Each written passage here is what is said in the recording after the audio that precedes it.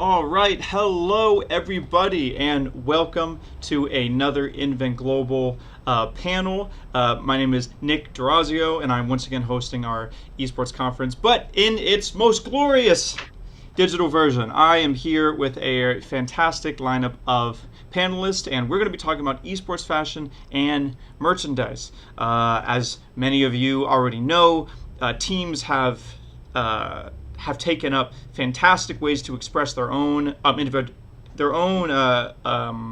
individuality through jerseys and merch, and these are the people who make that happen. These are the people who envision these designs for various teams. So without further ado, I would love to introduce our panelists. Adrian, why don't you start us off? Hey, I'm Adrian Gale. I'm Director of Consumer Products and Merchandising at Cloud9. Cool. Thank you, Adrian. And Michael, you're next. Hey, I'm Michael. A lot of people call me Vital, and I am the CEO and the creative director of Esports Famous. Esports Famous. I had to just rep the brand here. It's a great brand. Fiend, welcome to the panel. Thank you. So hello everyone, my name is Fiend Lei, and I am the graphic designer for FlyQuest, and my job is to create the visual identity for our brand. So that's designing assets for partnership decks, thumbnails for content, social graphics for marketing, or just handling the design process for merch and much more. And again, I just want to say thank you for inviting me to this panel.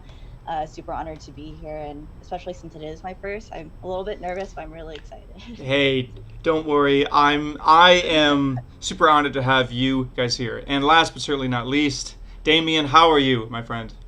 Good. I'm Damian Estrada, the creative director at Team Liquid, with a strong focus in apparel and merchandising.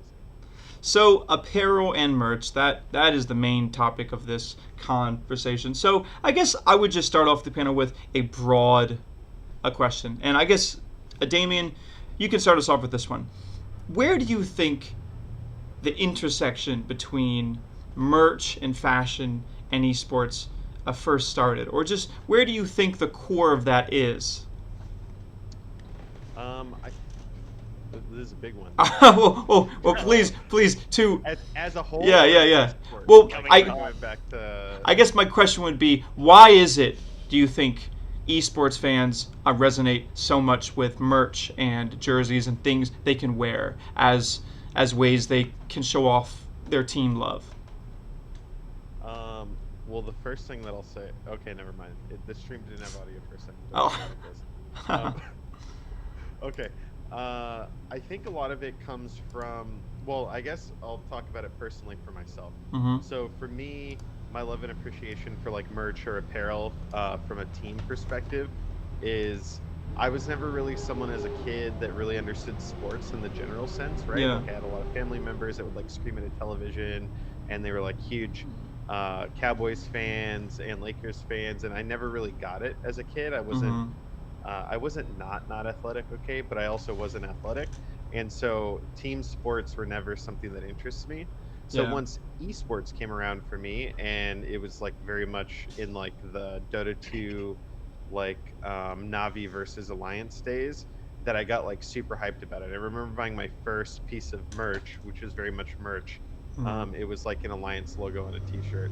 And I was super stoked about it because I realized that I could show my appreciation for the brand. But it was also just a logo on a shirt. So turning that around after a couple years doing video content at Team Liquid, it was something that I thought in the space as a whole needed some finessing, for lack of a better term. And so I really wanted to dive in to figure out how we could, catch up to the curve of like a standard fashion or streetwear apparel, like kind of element, to where we're not just sitting in a like logo slap sort of sponsored placement world.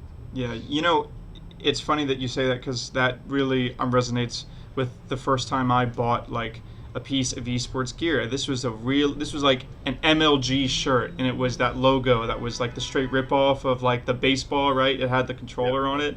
But I remember wearing that. I felt like I belonged to something, right? That my love of esports, even when I was super young, was like, all right, I belong in a thing. Adrian, Do you have a similar story, or how you first got into the game of esports merch? Yeah, I mean, so my background is, I mean, I've been doing this for like, geez, like 15 years, but my background is in the skateboard action sports industry, right? So I've did a serious stint at a bunch of, at essentially a big skateboard distribution house between Australia and here. I did like a 12-year stint at Dwindle and Globe Shoes, and Dwindle owned, World Industries and Blind and Almost Darkstar, Enjoy, a bunch of those brands. So I did primarily like strategic brand planning and GM style business, and a lot of product oriented stuff. I think that and then a couple of years at Nike, and ran merchandising at Huff for a while before I came over here. But I grew up in the world of skateboarding, and then obviously things like Tony Hawk Pro Skater coming in completely kind of like turned everything on its head for us. Yeah. And it between that and X Games, it kind of blew the lid off skateboarding, and it wasn't just like this little like thing that we that us as core skaters knew existed. And every now and again when you see another skateboarder on the street, you go, oh, look at that guy over there, and you go over and talk to him. And I think one of the parallels, I think, in esports, especially kind of as it grows, is that when you see someone walking around in LA or wherever wearing a team jersey or a piece of merch from an esports or an esports team, like you're part of that crew, you're part of that tribe, you know what I mean? Like people, if you know what I mean? And so I think that's one of the big things that kind of gravitated me towards like the idea of jumping over to the esports space is the fact that it's just so tribal, and it's like so passionate and so core about it. And I think where we're headed now, I think my whole thing is like, I wish people would stop calling it merch. Yeah. It drives me nuts because like well, this panel didn't do that at all. No way. Yeah, no, right, but because it's evolving from that, and it's becoming it's people, the different groups and different orgs are putting their own special like I guess flavor into it and their own touch on it, but it's evolving more than just like Dan was saying, just like a logo slapped on a t-shirt. But we're being thoughtful about how we're building stuff now. So anyway, that's kind of like the appeal to it. I mean, I grew up obviously like skateboarding and turning, but I was like a serious like FIFA head. Like I would just like 2-3 in the morning playing online FIFA, right? So I get the space, but at the same time I think that there's just so much more. We're just getting started as kind of how I see it. Like this whole place is getting started, and I think the right way to do it is kind of evolving it from just like a logo on a t-shirt to making it something a little more special than that. That the fans can just the fans who are so passionate about it can actually like feel good about representing, and it's something that they can mix and match with something they buy from, say, PacSun or Zoomies, Yeah, I know that's obviously something that Fiend and Damian must resonate with. I saw some nodding heads there, but Michael, I know that from the talks we've had and from my understanding of the brand Esports Famous, trying to move away from it being just merch is something that is core to what you've been trying to do. Can you talk a little bit more about why you started the brand, and what are some of the ways you think that maybe we can move away from just merch? I think that's a great leg of the conversation. So yeah, 2 questions. First question, how did the brand start? It honestly started off of a meme. I was just thinking to myself, like, what would be something funny to put on a hoodie? And from there, I just thought, like, oh yeah, Esports Famous would be pretty funny and hilarious. And I had some money at the time to, get some samples done. And I got my first 20 hoodies made. And I know at the time I was working for Cloud9, doing video work. And I was close to Sneaky, and I gave Sneaky a hoodie. And just, I wasn't expecting him to like stream in it or anything, right? So he was streaming it. And then like from there, it really got me thinking like, man, maybe this could be like something serious, Like maybe I should like start focusing more on fashion instead of doing video content. So all throughout last year is my first year of Esports Famous and dropping it. Just evolving the brand from like merch to apparel, and like my goals are to like bridge the esports world and the fashion world, because I feel like, you know, to someone that's wearing who's in the fashion market that has nothing or has no knowledge of esports, if they see a shirt that says esports on it, they'll be like, you know, what is esports? You know what I mean? Yeah. So I think like just shutting down that confusion to the fashion world, and like making it towards, you know, to where they understand our space, and to where esports has more of a voice in that fashion market. Oh, So Mike. just pretty much just focusing on that. All right. We lost you for a bit there, but I think Hello? we got. Yeah. We good now. So, Afeen, you mentioned shoot. that part of the work you did was really trying to find the brand identity and that visual identity for a FlyQuest. Can you kind of talk a bit about maybe why that is so important, and maybe some of the things you've learned along the way, trying to create a visual identity for an esports brand? Sorry, can you just repeat that one more time? Yeah. So Together. I'm interested in what you have learned from trying to create a visual kind of identity around an esports brand, and maybe why you think that that's necessarily important to connect with the esports fans, or just really, I'm interested about your work with FlyQuest. Like, how do you even start? Like, what are the first things that we should even think about when trying to make a brand that people can connect to? So with FlyQuest, what I think was great when I first started with FlyQuest was the fact that they actually had a vision, Yeah. and which was to create a platform for people to, showcase greatness. Yeah. And we really wanted that to branch out and show that within our apparel, just within all of our branding as a whole. Mhm. And I think for the past year or so, we actually had the difficulties trying to figure that out on like how to express that. Like last year, our theme was aviation. It was dark. It was edgy, and it was like super modern. But we realized that it wasn't what we really wanted to approach it as. Like Mm. we come off as a very like wholesome, very soft, more on the feminine side of a team. Yeah. And so we wanted to make sure that that was expressed through our designs. And so that's why this year with our Go Green initiative, it was super important for us to express that. And so that's why with our spring jersey, we decided to take a different approach and do something different that we haven't seen. And what I've learned is that we just have to be realistic on where we are as like a team, Mhm. and to actually try to find ways to bring purpose to our design, and to make sure that it connects to what our vision is, which Mhm. is for our case, showcase greatness. So, So, yeah. Can I add Yeah, something please, really please quick? do. Yeah. I think FlyQuest was the only brand in LCS that actually had a real identity-less split. That is it. Man, high praise. I have spoken. Thank you. Well, I actually think that the problem that Fiend just described, that her and her team had to solve through design and try to find a brand that fits the team. I can only imagine that C9 and Team Liquid, you guys have probably thought about your brand and how you not only keep fresh and new, but also keep that legacy identity that has been a part of so many fantastic esports moments, that is associated with so many iconic teams and Yeah. iconic players. So what's the balance there? How do you strike that? Do you want to go first, Damian, or do you want me to? Go for it. Yeah,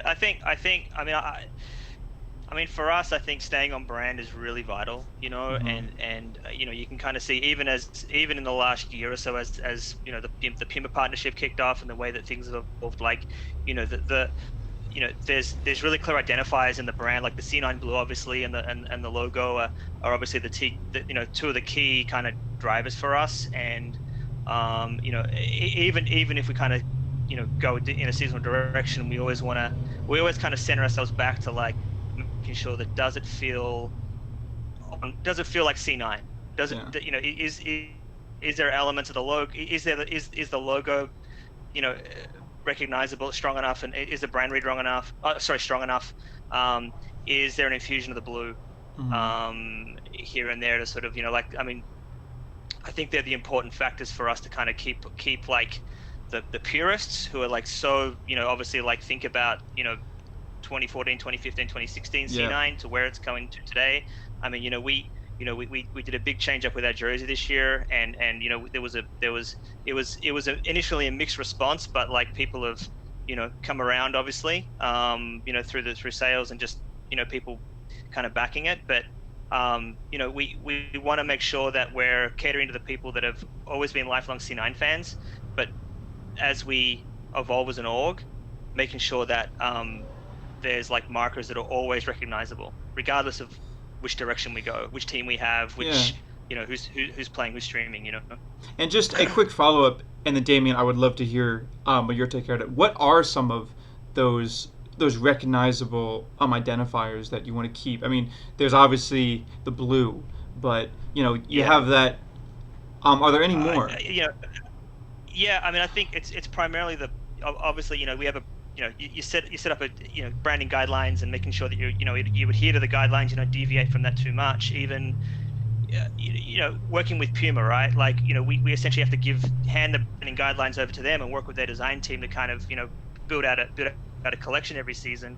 But unless you give them the right amount, the set guardrails, they could go right off course, right, and start like running different iterations of blue shades, or completely going off color, or start messing with the logo in different ways and shapes and forms. So like having good branding guidelines and establishing a strong color palette, kind of putting a stake in the ground, and like this is our brand Bible, and this is what we stand behind. And with FlyQuest, I mean, they've really identified themselves, given themselves a brand identity that they can kind of put a stake in the ground around, and like this is who we are and what we're about. And I think that we've got enough history as an org, and like TL as well, have enough history as an org where like there's really key markers that are always recognizable in the brand. And I think that if we stick by that, then people always recognize who we are.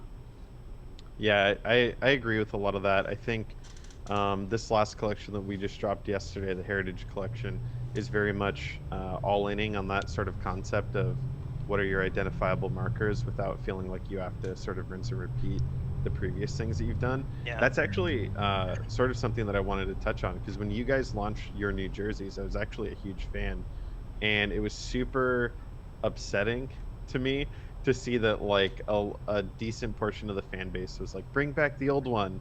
And it's just like, okay, we could keep producing the same jersey for the next 20 years if you want, but is that like pushing anyone further? Are we moving in any design directions? Do the photos that I took last week look like the ones that I took a year and a half ago? It's like, how do you evolve, right? Yeah, it's how do you evolve and how do you keep pushing things forward? And I think for us, like the first this is our first run with Puma, right? Like to work directly with Puma on the jersey program was a big deal for us, and we worked and an important thing for us was obviously having the brand name on the front of the jersey was important, just to be able to appeal to a larger audience, just like with Esports Famous, right? Like like seeing the word Cloud9 on the front of a jersey, what is that? And then being available in broader distribution like on Puma.com, like it aligns with everything else that they're doing in the soccer space. It kind of has the same kind of flavor and feel that can appeal to a broader audience. But we're still staying on brand. So I think you guys brought up a really important dynamic I think we see a lot with esports, right? In my experience, esports audiences sometimes take change hard. We've seen that with the Evil Genius logo rebrand that seems to, despite either it being a good logo or bad, it almost seems like that doesn't even matter anymore. There just seems to be a group of people that really, don't like change. But that is totally at odds with fashion. That is completely at odds with what you guys are probably personally motivated through, especially with design too, trying to push the envelope. So do you ever see this as a big obstacle, like facing those of us trying to push esports fashion forward? Or is that something that defines esports fashion? Will it always be kind of those basics? Will we always have jerseys, things like that? I think it's a really interesting question, and I open it up to anyone. Yeah, Fiend. Go ahead. Oh, okay. Damian. So I Fiend next. Fiend next.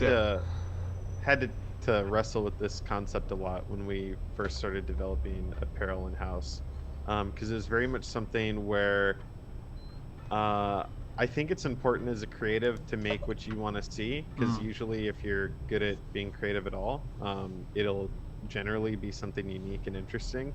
And so we definitely didn't want to take the sort of like copy and paste approach to anything, like, oh, X person does this, or the Lakers have done this, so we feel like this is the right direction, right? Like there was very much weighing on, what have other people done, what's successful, what's not successful. But the LQD brand, I think, is a really good example of us just sort of thinking like, what's cool shit that we want to see that may completely flop, or may do really well, or maybe do kind of well with a small section of the audience. And so we kind of took a risk on our first investment into that brand. And since then, the subsequent releases have done better. And I'm thankful that the community has accepted it like that. But it was certainly mixed bags on whether or not it would do well before we actually released anything. Yeah, I agree. It is about taking risks, right? And from our perspective, you get, this. I mean, look, we continue to get people asking for like, can I, is that hoodie available from 2017? Can I get that? I think, partly because we obviously, we're on the crest of a wave right now, so you want to obviously keep it evolving, but also you look at it in terms of, from where we stand, we have to, we're in a place where we have an opportunity to create like, 3 and 4 seasons a year, right? So you want to keep evolving as, and be on a seasonal calendar and create something special for spring, create something special for summer, create something special for holiday, for fall holiday, and then at the same time kind of intersect with, playoffs, or, when we go to Worlds, guys. No, sorry, that's no jabs. Things like that we can actually like anchor and keep telling stories and keep linking the brand and keep it fresh, and you've either got fans that want to keep coming back for more, but then you've also got people who are new to the space that like see something super cool, that we've brought out, and luckily something that's identifiable because you have the Puma logo on it that is easier to digest, so they'll want to purchase it, and they'll want to try and get a better understanding of what esports is as a result of like buying that cool T-shirt they found on Puma, or and I think the other thing that we need to kind of keep thinking about as this thing evolves is availability and accessibility, right? And as it stands today, if you're into a team or into a game, the only place where you can buy it is at the org's e-commerce, right, on the .com. So like when the time comes where it's going to get broader availability, like is it going to get into a mass retail chain? Is someone like a PacSun or a Foot Locker or something like that going to come to us, or come to Liquid, or come to FlyQuest and say, hey, we want to put an esports assortment together? Like, they're going to want to keep on coming back to you, sort of saying, all right, what's next? What's next? That's important as well. We have to evolve in order to kind of feed the beast, so to speak, as things evolve, right, and grow. So, Fiend, you were going to make a comment on the tension between the esports audience's kind of innate desire to stick with what they like, but also the creatives' impulse to do new things and to experiment. How have you experienced that? And then after, Mike, I would love to ask a question very, very specifically to you that I think you would find interesting. So I've definitely, as a designer, I had to deal with that obstacle, especially working with FlyQuest, who constantly wants to be more than just like an esports teams, and trying to find ways to improve our industry. So actually the first merch line that I've ever worked on was the women's flightwear line, which was considered to be the first women's esports line. And at first we were really hesitant about it because it was something that wasn't initially in our industry at first, but we wanted to but with our belief of wanting to value the women in esports and provide more options for it, we wanted to push for it and just go for it. And luckily for our experience, we actually had a lot of positive feedback and a lot of like support comments on it, because it was something different, and that was something that was offered that wasn't seen before. And another example was our spring split jersey. I mean, no one has seen watercolor and floral on a jersey before. And to be honest, I was really hesitant during that design process, but with Trisha's vision on, you know, wanting to be more and changing what esports merch should be, we decided to just be aligned and just go for it, you know. And like, I feel like this is a really good opportunity and chance to just step outside of the box, because the industry is constantly growing, and I feel like we should grow with it and try new things and add things to the industry. So for a design, we went for it, and surprisingly we got a lot of great feedback, and a lot of positive comments on it. So it was definitely a lot of hesitations at first, because we were worried about what the community would think.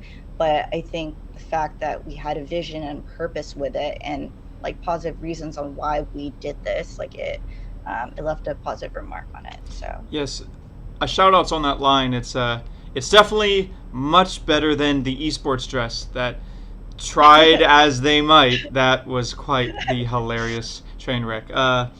So Mike, you know, we've heard Adrian talk about Puma. I know that Team Liquid has been doing this forever, but what is it like to be doing this on your own? To be trying to start a brand from what you said, just an idea you had, and now saying, okay, I'm really going to try to make esports famous. Like, what are the obstacles that you're facing trying to push esports culture and fashion just by yourself? It's been pretty interesting, not gonna lie. Being a business owner and, like, you know, doing clothing creatively. It's been like this. I'm always learning something every day, right? Whether it's how to paint, you know, because I'm learning how to design on Procreate, so I'm very new, or whether it's how to cut and sew a piece using a sewing machine. There's so many different things you have to learn. And on the other side, you have to learn the e-commerce, the business side, and, you know, creating marketing campaigns. And there's a lot to it, doing it alone. I will say definitely having a team is the best thing ever. I've gotten to experience that, thankfully, to Team Liquid. I've been doing work with them recently, the past 2 months, and working in like a team environment is the way to go, definitely.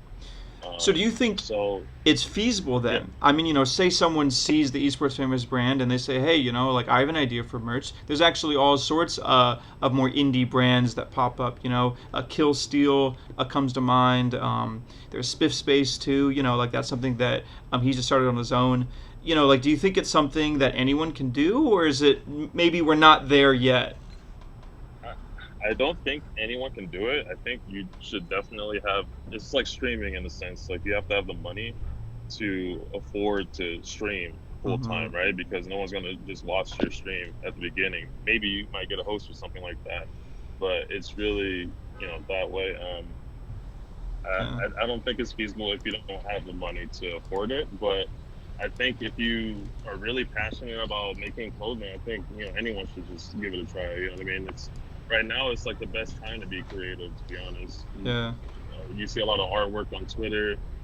Fashion's in like a great space to just everything being recontextualized, or just you see different multiple colors and cuts, and patterns. There's so much different things going on right now. It's like a great time to be creative. So I wouldn't, you know, make, you know, money like the blocker or something like that.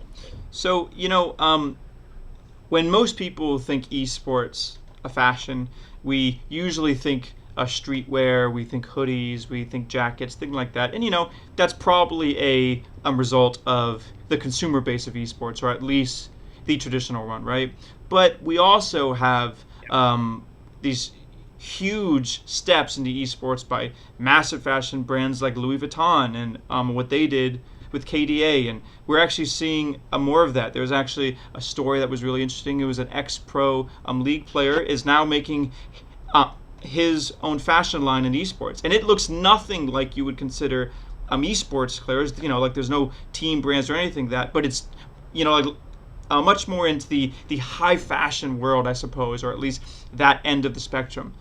Do you think that the general esports consumer that wants to maybe buy a team wear, do you think that's a future for some of these teams? Like, do you think we'll be able to see more garments or more types of expanding into the fashion world, or is it really right now based upon what your typical esports fan would want to wear?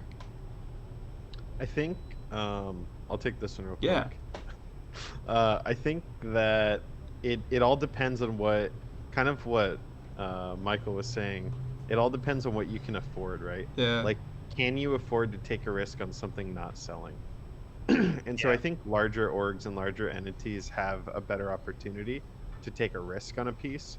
Mm-hmm. Whereas if I was personally doing it by myself, can I spend, a couple hundred or thousands of dollars manufacturing, I don't know, let's say a jumpsuit, right, inspired by my brand, and hope that it sells, but it might not. That's kind of where the line is drawn. I think it all depends on what risks you can take.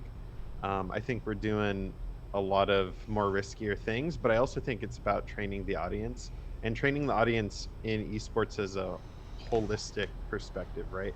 Not just the C9 audience or the EG audience or the whatever audience. It's so when you say training, training the audience, can you clarify just a bit?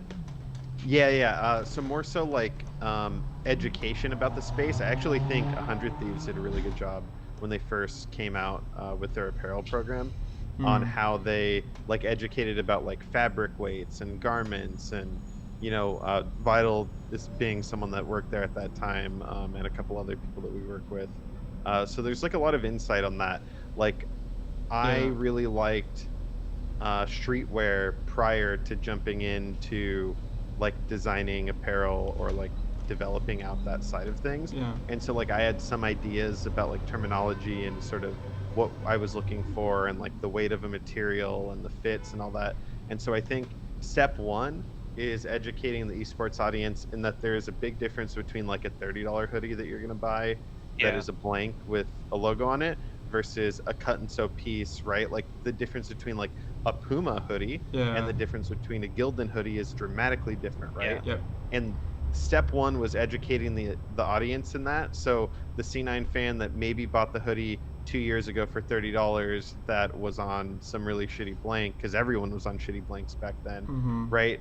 They still love that hoodie, right? But then they get the new one, and now they're like, holy shit, I understand why I spent $50 or $60 or $70 on this piece, because it is substantially better. So that's phase one.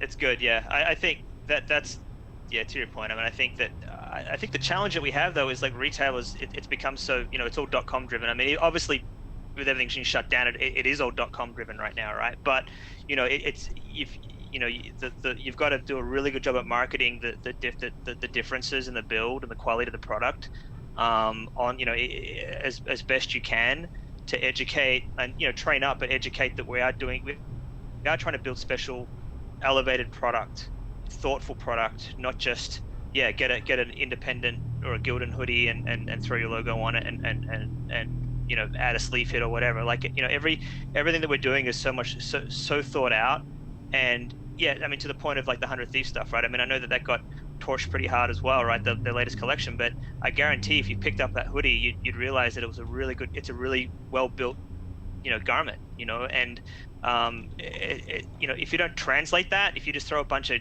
CADs on a screen, like it doesn't translate. And so I think the marketing and the education and the storytelling is the hero shots, the details, that extra 10%. That's the way that's the training that needs to be done, right? To say, hey, we're better now than what you were used to 3 years ago. That's something that we focused a lot on this last collection was the education process. We had like a whole blog post kind of outlining the differences in the items, but obviously in COVID world, very difficult to get in there with like our players or with couple different staff members talking about it, right? Like we're kind of relegated to these sort of confines, which is very difficult to talk about item weight and you know, the attention to detail at a large point. But yeah, like I think that's step one. I think step two now, right? The challenge for all of us sort of is how do you integrate new different items and product types, different categories, and really evolving that. Like I think FlyQuest, right, being the first ones to really all in on a collection for women is super important in this space, and that's something that we're definitely keeping an eye on, and you know, gradually getting our feet wet. So I'll echo that. Like we've been really, I mean, we went pretty hard this last spring line. We built out a component of the spring collection that, you know, was very bespoke in terms of women's. It wasn't just a takedown of the men's stuff. Like we had some really special pieces, and we've had a really good, you know, obviously like, you know, a community response, you know, in terms of people, you know, tweeting about it and posting about it and commenting positively about it. But the sales have been really good, you know, and our overall percentage of women's sales has increased over the last few months as a result. Like it's been really positive that we've actually, like, you know, took a run at it, you know, and in a more meaningful way, and it's actually paid off, you know. Yeah, you know, we started this conversation talking about how, like, the birthplace of esports merch, and back then I think it was merch. You guys made some pretty good points about how everyone was kind of printing on those standard Gildan things. You know, it started as just a way to wave your esports flag, right? I just wanted to let people know that I love esports. But do you think that it has transcended that? Because the term esports, a lifestyle, has been something that comes up with more and more frequency. So this is somewhat of an open-ended question, but I would love your guys' take on what do you think, like, the esports lifestyle is. How does that translate into high quality garments that people want to wear all the time and live in? You know, what are the things that esports fans, when they want to, you know, plunk down $60, $70, $80 on something, what are they looking for? Wants to go? Yeah, this is for everyone. Go for it. You know, I'm sorry. I mean, for me and for us, I think it's creating something super wearable, and I mean, especially like something that you can. I mean, at the end of the day, like, you know, especially right now, like everyone's at home, right? So if you want to buy it and wear it around the house, I mean, it needs to be comfortable and something you just want to, like, put on. It's like your daily driver, right? Your that pair of hoodies or that pair of sweatpants that you know, are the most comfortable thing in your closet, and you want to always put it on and wear it and wear it and wear it. And so in this day and age, it's about where, you know, like, I think easy to wear. You know, you can. You know, there's a comfort factor. There's this thing's going to stand a test of time for me, and it's going to last because I'm paying a high, you know, they're paying a high price for it now, right? So it's going to last. But yeah, I think super wearable, and you can wear it at home because everyone's at home. But then, you know, obviously, you know, it's a mix and match thing where you can throw that hoodie on or throw that t-shirt on, and with the rest of your outfit, and it feels like you can. It gels, and you know, you're looking like it looks like something you could have bought from any other you know, any other retail brand, you know. I think that's what's important for us, is kind of making stuff super wearable and super functional. So Mike, I completely agree with that. That was one of the goals over the last couple of years, is we don't want to release anything that feels, oh, that's a video game shirt, right? That's where I think you kind of lose a lot of your potential market. Very much that concept that was spoken earlier of the whole, like, if you know, you know, right? Like, that's okay. Like, let's live in that space, right? And I do think that comfort right now is definitely, like, a top priority. As soon as, you know, we were put in this quarantine situation, as a whole, we looked at our collections for the rest of the year and adjusted all of them based on that, right? Is someone going to want to invest financially into a really nice, high detailed jacket right now? Maybe not, right? So maybe it's smarter to, you know, remove some of those pieces from the line.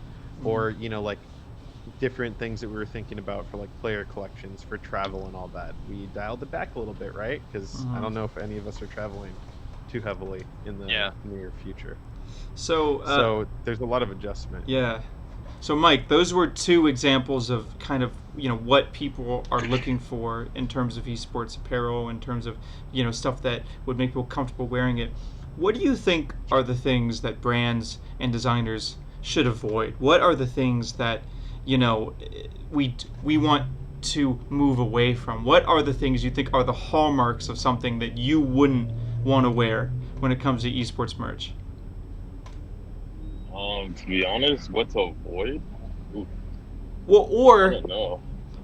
or if it's easier, what wouldn't you wear? What is the merch that you're not going to wear? Honestly, like I'm probably the worst person to ask. 'Cause I would wear Skechers, bro. Like, like if I find the right Skechers or some shit, or excuse me for but I would just rock those. Like anything that's like unique, I would say I like.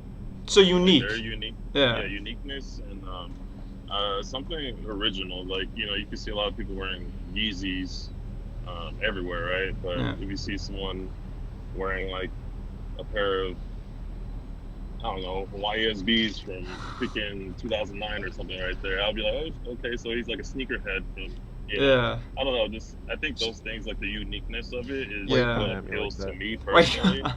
So. Was that a personal jab? Do you have those shoes on right now, Damian? It's just the most comfortable shoe, Vado. Come on. Oh, I mean, that is true. I wear Yeezys too. Hey! As far as like catching my eye, the uniqueness of like, oh, this guy's wearing something that I haven't seen in like 10 years pretty much is like, oh. So I feel that. I like it. The vintage pieces. So Fiend, a FlyQuest has already set a precedent in its women's wear, but I think it's fair to say that there's still a lot more work that needs to be done in the space creating esports and gaming apparel that women want to wear. Is that something that you guys think about? Like what are some of the things that like maybe we can see in the future, or just maybe what are some of the things you would like to see? So for us, it was really difficult trying to tie in gaming with women's merch. And so what we try to approach is like something that women usually just wear, and like specifically tailored clothing that they can actually wear outside of just gaming, because we believe that everyone can just showcase greatness in other ways other than just gaming, right? Mm-hmm. So that's why we provided activewear, like specifically like sports bras and leggings. And I think for us, like we wanted to approach it where all of our merch is wearable in different situations and not just in gaming. And I think that was the same approach as what we did for our jerseys. We wanted to go for more of a casual wear, and so that's why we simplified it a little bit more, didn't go too crazy on top of the jerseys, because we wanted people to wear the jerseys as if it was a casual wear and not just when our team is just playing. So I think our approach was just seeing a different perspective, not that like, oh, we're an esports team, but we're trying to branch out of that and do more. And I hate to bring it up again, but your answer really made me even second guess my own judgment. Do you think that the esports dress is it a good idea that was executed poorly? Like, why do you think that like that reception was so bad? Obviously, the tweet and the marketing was so tone deaf. We don't need to talk about that. But like, do you think there is a place one day for an esports dress that would be embraced and loved?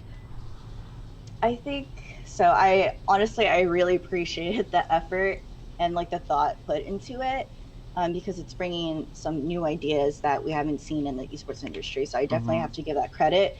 But I think for our approach, what stood out to us was the fact that like our garments were ground up, made and designed by women for women. And so on this women's project, it was mostly Trisha and I that worked on it, because we were the ones who knew what the fit was and what was like most flattering on different like body types. So I think it is possible in the future, but I think there should be more consideration. But I feel as of right now, we should slowly take a step and slowly bring in different garments. But as of right now, I think it's just a thought process to it. Yeah. It needs to be. Yeah. Yeah. I have two responses to Oh, that, please, actually. So Damian. one, I think taking into account different body types is super important. Very much so, like, it was difficult for us to even like begin to approach how to do women's like items or a women's collection prior to like Gabby being brought into our team, and she's really helped open up that. And finally, as like the production capabilities are unlocking for us, and I feel like there's nothing that we can't do at the moment, as that unlocks, you're actually able to hit those items that are otherwise super unattainable when you're just kind of going off blanks, right? I think that esports dress spawned from that problem, right? Of esports has been so reliant on sublimation for the last, I don't know how many years, that it's like, what are the standard body designs that your meta threads of the world have? Okay, great. Well, that's what we're going to do. Because that's it. You either got a short sleeve jersey, a long sleeve jersey, a hoodie, and maybe there's something else in that mix, right? And so like the design limitations have almost always been in that scope. Yeah. And I think a lot of us are moving away from that. You know, there's kind of one of the overarching themes that I've been getting from all of this is quality is important, and almost especially so because the earliest stages of esports apparel, quality was such an issue. But I have the question about jerseys, because I have interviewed more pros than I've lost count, and they always say that, or most of them say that their jerseys are uncomfortable to wear. They don't like to wear their jerseys on stage, and it's just something that, you know, they don't naturally game in jerseys, which is, you know, obviously the opposite of traditional sports in which they compete in these jerseys and things are made for them to play in. So it makes me think of teams like Runaway, who infamously and now famously, and everyone loves them for it, didn't have jerseys. They had their pink sweatshirts, and now they're known by it. Do you think that we're ever going to see a departure from the traditional jersey, which is a relic from traditional sports? Yeah, can I? Please. I'll jump on because, okay, so you know we're hey, so we're in a really fortunate position, obviously, that we have, we've moved away from our direction. We're moving away from like the standard sublimated jersey that everyone has, right? Like we have access now to essentially player innovation and athlete innovation through Puma, right? So, we've been working, for almost a year now with the team in Germany who work with Lewis Hamilton, the players from Dortmund. They work with, they're working with athletes to essentially create garments and create jerseys and create outfitting that is, tuned into their sport, right? So. We're fortunate that we've been working with Puma for some time now on really honing in on like what are the pain points with player jerseys? What are the pain points with the pants that they wear, with the footwear? And so what I'm excited about is that how we're evolving, and I think that coming into the 2021 and beyond, the jerseys that we'll be releasing are going to be way more thought out and esports specific garments versus just like a takedown or a stock body, right? So one thing that we're really excited about is the fact that we can obviously work through an innovation channel that we can build around our players and build around esports as a whole. And I think that as time goes on, that will get adopted. I think that there's a material issue, there's a cut, there's a fit, there's a whole bunch of pain points, right? And are we going to solve them all overnight? No. And I think the bigger thing about better product, I just want to sort of, I guess, segue back to, and it's a process, right? Like, you want to make better product, you want to make elevated, thoughtful, high, material, unique materials, unique trim details, cut, special cut and sew items. Like, it's not something that you sort of cobble together in 3 months. Like, this is a 12-month, 18-month, 24-month game plan that we're building, right? I mean, we're I'm getting pushed to think about 2022 at the moment, right? Wow. So like that's scary, right? In esports land, that's super scary. Yeah, it's like 30 years in esports. Yeah, like what's happening in 20 years, right? What games are we going to be talking about then? Who knows? But traditional apparel, exactly. But traditional apparel brands and traditional like large garment brands. I mean, they're looking so far beyond because of how much thought and how much time and how many prototypes you have to build and material procurement and all those checkpoints to actually make something that's pretty special. It's not something we can just slap together in a couple of months and say, here we go, surprise. Yeah. So the trims was like a huge thing for us this year, which was like getting our trims right. I'm certainly not the person that led that charge. Much smarter people. I'm sure Vital can attest. Much smarter people were leading that. And there was a huge focus on like, let's get our trims together, let's figure it out. And it was really like a team effort to figure out what those are, how they're applied. We just updated our word mark in this last, I think like a year or so time span. And so like updating everything with that.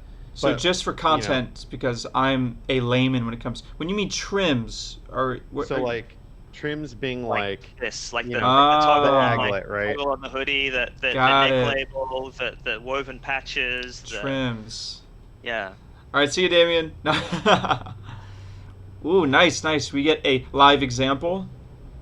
Oh wait, this doesn't have updated trims. Destruction. You saw it. I'll tease it out. This Hungry Box hoodie. Oh, nice.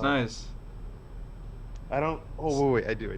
So trims, I've learned something there. That's interesting. And you know what? Now that I think about it, all of my favorite pieces of clothing has some nice little tiny detail on it that makes it feel nice and comfortable to wear. It's the extra 10%.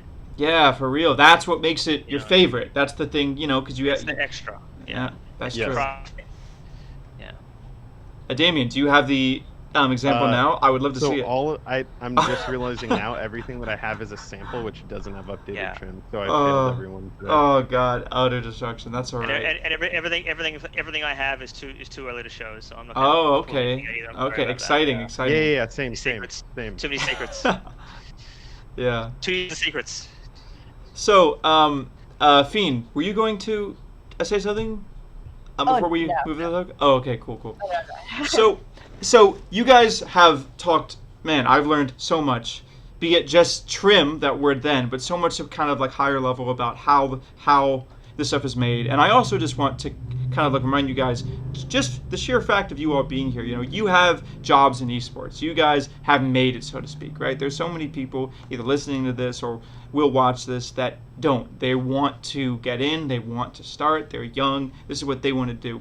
What pieces of advice, or maybe what are some of the things you wish someone told you about working in this space when it comes to fashion and design? What are some of the things that you would want to tell someone who's getting into this now and they want to make it? And Fiend, maybe we can start with you.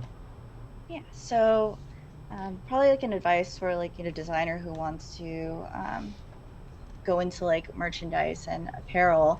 It's just knowing that like the esports industry is still fresh. There's no limitation when it comes to design, and like there's no like everyone in like the community itself is so diverse with style. Like each team is providing their own thing, their own trends, and having all these fresh ideas. And I feel like designers should capitalize it on by thinking outside the box, having fun, and just trying to find ways to contribute to the industry in a way where like we currently don't have, and so I think my biggest advice is just stepping outside of your comfort zone, because I feel like there's a lot that the esports community has to offer, and we should make use of that, especially since there's no like limitation on like how uniforms should look as of right now, and how merch should be compared to like traditional sports as of right now. So I feel like designers should capitalize on that.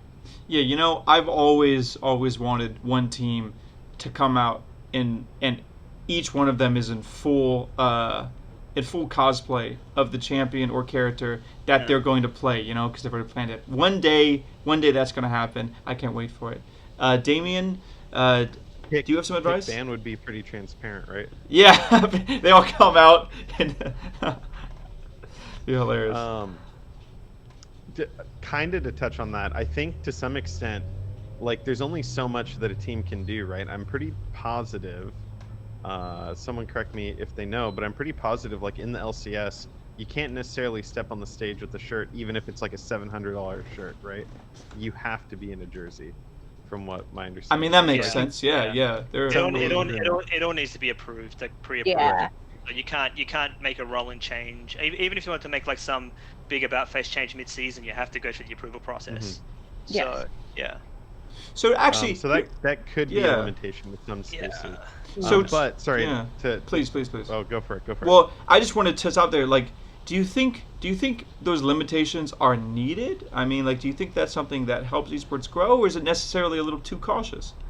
It's a double-edged sword, right? If you don't have limitations, then you could have people showing up in like their super beat-up hoodie with like their sponsor peeling off, and there's like no attention to like quality or detail, and like the jersey's like 3 sizes too big, and they're in sweatpants, and they're gray, and now you have to like blur out the clips. It's like there are really bad moves like that. Yeah, there's an element of professionalism that needs to be upheld now as we grow, right? Yeah, of course. And we all have partners and sponsors that we have to represent, and and then there's consistency that we have to create. Obviously because with Liga, for example, I mean, all the assets are created around the players like at the start of the season, so you want to stay consistent with those assets as the season goes on. Yeah. You want people to be able to buy the stuff that the players are wearing. There's all those considerations, right? So. Yeah. All right. So Damian, I'm sorry to interrupt. It was just I couldn't help but ask your advice that you would give to someone who wants to be in your shoes. Have less ego. I feel like a lot of the graphic design esports space is a bunch of kids that are like clouded up with like 15K followers, which is super cool. But then they have like these crazy egos, and it's like very difficult to try to work with them because like there's this like perception. So kind of a complex topic, right? But all artists deserve to be paid, right? And no one should do work for free. There's no questions about that, right? That's not what I'm saying. But there are instances in where if you are a designer and you want to take an opportunity, you can't always expect to be paid against your follower count, right? So if I have 100K followers and I'm asking for, X grand to design something for you, that's a little crazy. I've never walked into a situation like this, but I've heard of situations like this. Yeah. And it's wild to me. But on the same token, you also can't be so quiet that no one ever sees you, right? So there's like a middle ground where you do have to put yourself out there enough to a point to where people are noticing. And I genuinely believe that tweeting at or emailing or reaching out to people that you admire in the scene is really effective. I don't think there are too many people that would not respond or not engage if you have questions or want to show something off. I think it's always weird when people are like, at CEO's name, look at this design that I made, and then their 20,000 followers respond to it saying vouch, and then it's weird, right? Because it's just an echo chamber. Like, do you want to interact with that? Do you not want to interact with it? Man, that is some solid practical advice. I echo everything you just said, especially when it comes to people trying to find opportunities in the space. That's totally true. Mike, do you have some advice that you would want to give to someone who's just maybe starting out but has esports aspirations? Yeah, mine is pretty generic as well. I'm speaking totally from I have like no sponsorships or anything like that. Like I'm just a new fresh face to the esports merch or apparel side, and all I would say is like just have fun. If you are passionate about fashion or being creative, at least spend an hour a day, learning something, tuning, or just working on building that foundation so your passion can be better explored in the future. I would say definitely, like Damian said, hit up people, don't be afraid to ask questions. I was always the person that was afraid to ask questions in school, so definitely something that helped me in the long run to ask people questions if something came up, and I don't know, just have fun. Have fun, ask questions. I love it. Yeah. Now, Adrian, I'm trying to get that Puma sponsorship too.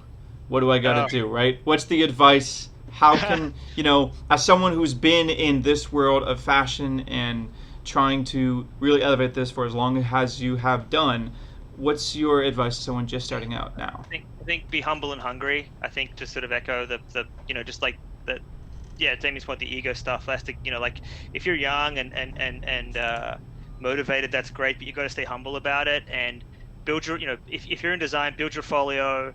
Like, don't just tweet it out. Like, really sort of, just really specialize your craft. I think, kind of figure out what your superpower is, right? Like, if you want to live in this, if you want to work especially in the merchandising space or the product space, there's so many different roles you can take in this space, right? I mean, like, I'm lucky to draw a stick figure. Like, I can't design, right? But like, but I know that I understand the business of merch, of apparel and footwear and product, right? And there's so many different facets of how to manage this, and just how big a scope there is there's so many different areas where you can come into it. And when you look at, larger apparel brands like Puma, I mean, they have designers, but they have, product line managers, product developers, price engineering, there's people that work in, there's analysts, planners, buyers, people that focus on purchasing, people that, solely focus, that there's the marketing side of it, product marketing managers, that there's all these facets of merch and apparel. And I think,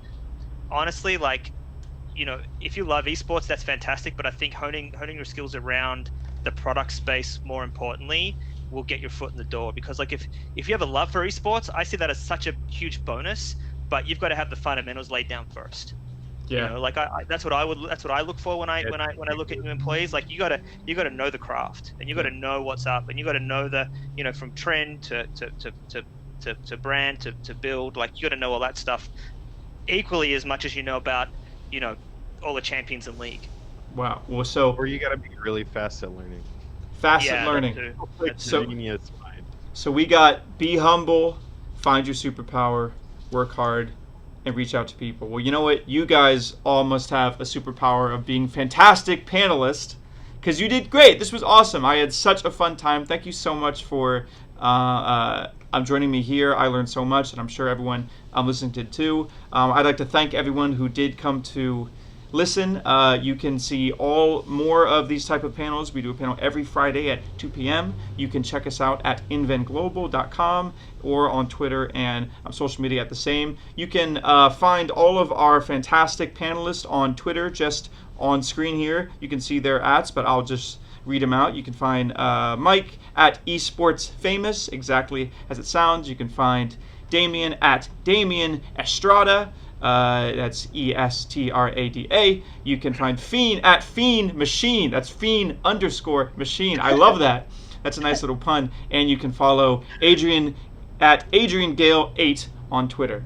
All right. Thank you guys so much. This has been another Invent Global Esports Conference panel. We'll talk to you guys next time. Thanks a lot. Yeah. Bye-bye.